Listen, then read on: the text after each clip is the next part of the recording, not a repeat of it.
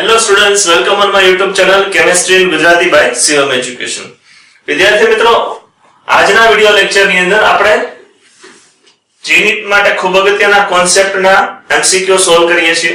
PMT 2009 ની અંદર આ રીતે એક MCQ પૂછાયેલો કે ભાઈ ગ્લિસરોલની વધુ માત્રામાં હાઇડ્રોઆયોડિક એસિડ સાથે પ્રક્રિયા કરતા કઈ નિપજ પ્રાપ્ત થાય છે. તો વધુ માત્રામાં HI સાથે પ્રક્રિયા કરી છે ખૂબ અગત્યનું સ્ટેટમેન્ટ છે. ગ્લિસરોલનું સૂત્ર તમે જાણો છો કે ગ્લિસરોલ એટલે બીજું કંઈ નહીં, પ્રોપેન 1,2,3 ટ્રાયોલ. તો પ્રોપેન 1,2,3 ટ્રાયોલ છે એટલે કે ગ્લિસરોલ છે તેની પ્રક્રિયા હું સાંદ્ર હાઇડ્રોઆયોડિક એસિડ સાથે કરીએ છીએ. 3 મોલ સાંદ્ર હાઇડ્રોઆયોડિક એસિડ સાથે પ્રક્રિયા થાય કારણ કે વધુ માત્રામાં છે. તો આપણે લખી શકીએ કે પ્રક્રિયા આ રીતે થશે કે આના 1, 2 અને 3 OH એ H સાથે પ્રક્રિયા કરી અને 3 પાણીના અણુ સ્વરૂપે દૂર થશે અને વિસ્થાપન પ્રક્રિયાને અંતે આપણને પ્રોપેન 1,2,3 ટ્રાયઆયોડો પ્રોપેન પ્રાપ્ત થશે. તો શું આપણો જવાબ આવી ગયો? તો કે ના. અહીંથી પ્રક્રિયા વળી પાછી આગળ વધે. શું કામ? તો કે 1,2,3 ટ્રાયઆયોડો પ્રોપેન છે એ અસ્થિર છે.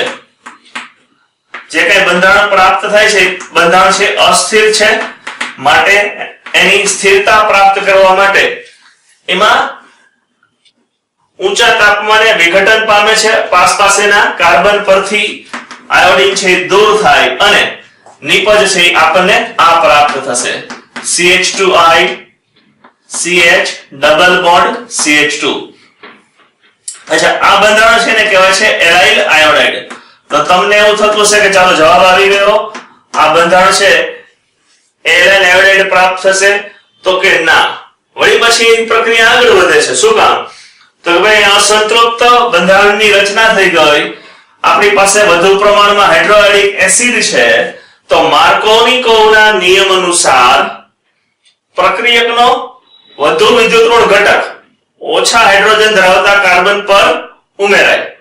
તો વળી પાછી નવી પ્રક્રિયા શરૂ થઈ, અસંતૃપ્ત બંધારણ બન્યું એટલે તો આયોડિન છે આ કાર્બન પર ઉમેરાશે માર્કોનિકોવના નિયમ અનુસાર અને હાઇડ્રોજન છે આ કાર્બન પર ઉમેરાશે. તો વળી પાછું આપણે આ રીતે બંધારણ પ્રાપ્ત થશે, CH2I CH ડબલ બોન્ડ તૂટી ગયો અને તેની જગ્યાએ અહીં કાર્બન પર હાઇડ્રોજન ઉમેરાણું. તો તમને એમ થશે કે ચાલો આ જવાબ આવી ગયો 1,2-ડાયોડો પ્રોપેન. તો કે ના. શું કામ? તો કે આ બંધારણ પણ અસ્થાયી છે. આ બંધારણ અસ્થાયી છે માટે વળી પાછું આ બંધારણ સ્થિરતા પ્રાપ્ત કરવા માટે એ આયોડિન છે ગુમાવશે. પાસેના કાર્બન પર આયોડિન છે એટલે ગુમાવશે. તો ગુમાવશે તો વળી પાછું આપણને બંધારણ આ રીતે પ્રાપ્ત થયું, CH2 double bond CH CH3 prop 2 in. તો તમે એવું જ વિચારતા હશો ને કે ચાલો આ જવાબ આવી ગયો પ્રોપ 2 ઇન. તો કે ના, આ પણ આપણા પ્રશ્નનો જવાબ નથી. શું કામ? તો કે આપણે વધુ પ્રમાણમાં હાઇડ્રોઆયોડિક એસિડ લીધું છે. તો વળી પાછું હાઇડ્રોઆયોડિક એસિડ છે એ અસંતૃપ્ત ઇથિલિનિક દ્વિબંધ સાથે માર્કોનિકોવના નિયમ અનુસાર વળી પાછી પ્રક્રિયા અનુભવશે. તો માર્કોનિકોવના નિયમ અનુસાર પ્રક્રિયકનો વધુ વિદ્યુતઋણ ઘટક છે એ ઓછા હાઇડ્રોજન ધરાવતા કાર્બન પર ઉમેરાય અને H છે આ કાર્બન પર ઉમેરાશે. તો આપણે નિપજ છે આ પ્રાપ્ત થઈ, કાર્બન પર હાઇડ્રોજન ઉમેરાણો એટલે CH3, પછી આ કાર્બન પર I ઉમેરાણો અને આ કાર્બન પર CH3. ચાલો, હવે કઈ દ્વિબંધ પણ નથી અને પાસે બે આયોડિન પણ નથી, માટે આ બંધારણ છે એ સ્થિર બંધારણ છે.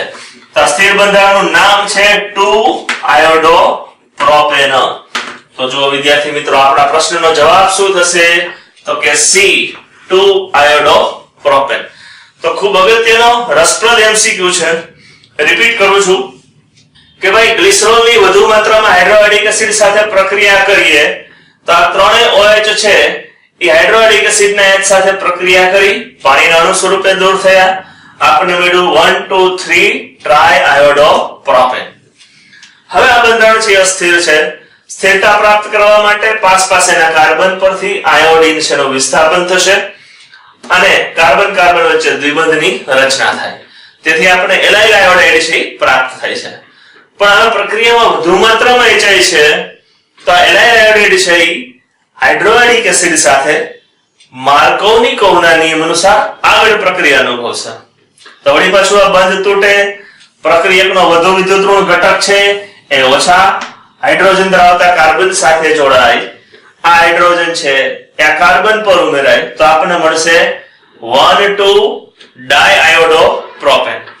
પણ વળી પાછું પાસ આયોડીન આવ્યા એટલે આ બંધારણ અસ્થાયી થયું. તો વળી પાછું એ ઊંચા તાપમાને વિઘટન પામશે. પાસેના કાર્બન પરથી આયોડીન દૂર થાય તો આપણને CH2 double bond CH CH3 prop2 મળશે. પણ આપણી પાસે વધુ માત્રામાં વેચાય છે તો જ્યાં સુધી દ્વિબંધ છે ત્યાં સુધી પ્રક્રિયા થશે. વળી પાછી માર્કોવની કર્વના નિયમ અનુસાર પ્રક્રિયકનો વધુ વિદ્યુત ઋણ ઘટક ઓછા હાઇડ્રોજન ધરાવતા કાર્બન પર ઉમેરાય. હાઇડ્રોજન પાસે CH2 ઉમેરાશે તો આના ઉપરનો વીજભાર ધન હોય આની ઉપર માઈનસ હોય અને આપણને અંતિમ નિપજ 2 આયોડો પ્રોપેન મળે છે. તો ગ્લિસરોલની વધુ માત્રામાં HI સાથેની પ્રક્રિયા થાય ત્યારે અંતિમ નિપજ આપણને 2 આયોડો પ્રોપેન પ્રાપ્ત થાય છે. ચલો હવે જી મેઇન 2014 માં કે આ રીતે પ્રશ્ન પૂછાયેલો ઇન્ફોર્મેશન બેઝ છે, ખૂબ સરળ છે કે ભાઈ પ્રાથમિક આલ્કોહોલના આલ્ડીહાઇડમાં પરિવર્તન માટે યોગ્ય પ્રક્રિયક કયો છે. તો મારી પાસે આ પ્રાથમિક આલ્કોહોલ છે. હવે પ્રાથમિક આલ્કોહોલ હોય જો એનું પ્રબળ ઓક્સિડેશન કરતા પદાર્થ, જો મારી પાસે KMnO4 છે, K2Cr2O7 છે, એ પદાર્થોનો ઉપયોગ કરું તો પ્રબળ ઓક્સિડેશન કરતા પદાર્થ છે તો આ કાર્બન ઓક્સિડેશન કરશે એનું રૂપાંતર થશે તો કે આલ્ડીહાઇડમાં. અને વળી પાછું આલ્ડીહાઇડ નું પ્રબળ ઓક્સિડેશન કરતા પદાર્થ હોવાથી એનું ઓક્સિડેશન કરી નાખશે એસિડમાં. તો તમે જાણો જ છો, ભણી જ ગયા છો કે ભાઈ આલ્કોહોલનું જો KMnO4 વડે કે K2Cr2O7 વડે ઓક્સિડેશન કરવામાં આવે તો સીધું આલ્કોહોલ છે તે એસિડમાં ફેરવાઈ જાય છે. આપણે પ્રશ્નમાં તો શું પૂછ્યું છે કે ભાઈ આલ્ડીહાઇડમાં પરિવર્તન કરવું છે તો આપણે લાગુ પાડી ન શકીએ KMnO4 K2Cr2O7. તો એના માટેનો શ્રેષ્ઠ કયો પ્રક્રિયક થશે તો કે PCC પેરિડિનિયમ ક્લોરોક્રોમેટ. PCC છે એ બીજું કંઈ નહીં પણ પેરિડિનિયમ ક્લોરોક્રોમેટ છે. ક્રોમિયમ ઓક્સાઇડ છે પણ નો ઉપયોગ કરી શકાય કારણ કે એસિડિક માધ્યમમાં એ પણ પ્રક્રિયક તરીકે ક્રોમિક એસિડ ઉત્પન્ન કરે છે પ્રબળ ઓક્સિડેશન કરતા છે.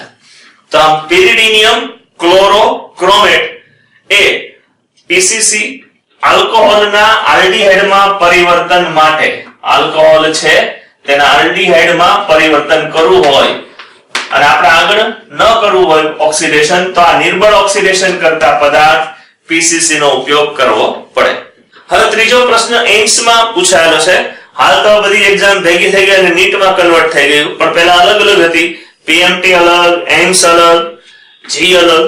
તો એમ્સ 2014 માં આ પ્રશ્ન હતો કે આલ્કોહોલની સાંદ્ર સલ્ફ્યુરિક એસિડ સાથેની પ્રક્રિયા દ્વારા આલ્કીન બનાવીએ છીએ તો તેનું પ્રથમ સ્ટેપ કયું હશે. તો વિદ્યાર્થી મિત્રો ચાલો આપણે યાદ કરીએ. આપણી ટેક્સ્ટ બુક ની અંદર ઓલરેડી આપેલ છે કે મારી પાસે આલ્કોહોલ હોય અને હું એસિડિક માધ્યમમાં પ્રક્રિયા લઉં તો સૌપ્રથમ આલ્કોહોલ છે પ્રોટોનેશન પ્રક્રિયા અનુભવે. તો આલ્કોહોલના પ્રોટોનેશન પ્રક્રિયાથી શું બનશે વિદ્યાર્થી મિત્રો? તો પહેલું તો પ્રોટોનેશન થયું. પ્રોટોનેશનના બીજા તબક્કાની અંદર શું થશે તો કે કાર્બોકેટાયનની રચના થશે, પાણીનો અણુ છે દૂર થશે અને આપણે કાર્બોકેટાયન છે પ્રાપ્ત થાય છે. અને ત્યારબાદ અંતિમ તબક્કાની અંદર કાર્બોકેટાયન છે એ H+ ગુમાવીને આલ્કીનમાં ફેરવાઈ જાય છે. તો પ્રક્રિયા છે અલગ અલગ તબક્કાઓમાં થાય છે. પ્રથમ તબક્કામાં શું થાય છે એનું આપણે પૂછ્યું છે કે ભાઈ પ્રથમ સ્ટેપ કયું છે. તો પ્રથમ સ્ટેપમાં શું થયું તો કે આલ્કોહોલ છે એના અણુનું પ્રોટોનેશન થાય છે. તો માહિતી આધારિત પ્રશ્ન છે. રિએક્શનની ડિટેલમાં ગયા છે કે આલ્કોહોલનું એસિડિક માધ્યમમાં સૌપ્રથમ પ્રોટોનેશન થાય તો પ્રશ્નનો જવાબ બી થયો. પરંતુ જો આપણે પૂછ્યું કે ભાઈ દ્વિતીય તબક્કામાં શું થાય તો જવાબ હોત કાર્બોકેટાયનનું નિર્માણ થાય. ત્રીજો તબક્કામાં પૂછ્યું તો શું થાય દ્વિતીય તબક્કામાં? તો દ્વિતીય તબક્કામાં હું લખી શકત પાણીનું વિલોપન થાય. પછી ત્રીજા તબક્કામાં શું થાય? કાર્બોકેટાયનનું નિર્માણ થાય. અને છેલ્લે આલ્કીન છે એ પ્રાપ્ત થાય છે. પણ આપણા પ્રશ્નમાં પ્રથમ સ્ટેપ કયું તો કે કાર્બોકેટાયન. તો વિદ્યાર્થી મિત્રો આવા અલગ અલગ જીનીટ માટે અગત્યના કોન્સેપ્ટના વિડિયો બનાવી આપની સમક્ષ મૂકતા રહીએ છીએ. આપને ગમે તો લાઈક, શેર અને સબસ્ક્રાઇબ કરવાનું ચૂકશો નહીં. બીજા વિદ્યાર્થીઓને પણ જાણ કરજો. અને ખાસ અગત્યનું કે ભાઈ એક્ઝામમાં સારા માર્ક લેવા માટે એમસીક્યુ ની પ્રેક્ટિસ અગત્યની છે, પણ તેની પહેલા આપણા થિયરીના કોન્સેપ્ટ બરાબર ક્લિયર હોવા જોઈએ. તો દરેક ચેપ્ટરના આપણા દરેક વિડિયોને થિયરીના પૂરેપૂરા સ્ટડી કરવા, ત્યારબાદ એના પર આધારિત એમસીક્યુ ની પ્રેક્ટિસ કરવી, જેથી ખૂબ સારા માર્ક પ્રાપ્ત કરી શકાય. All the best. C you in next lecture.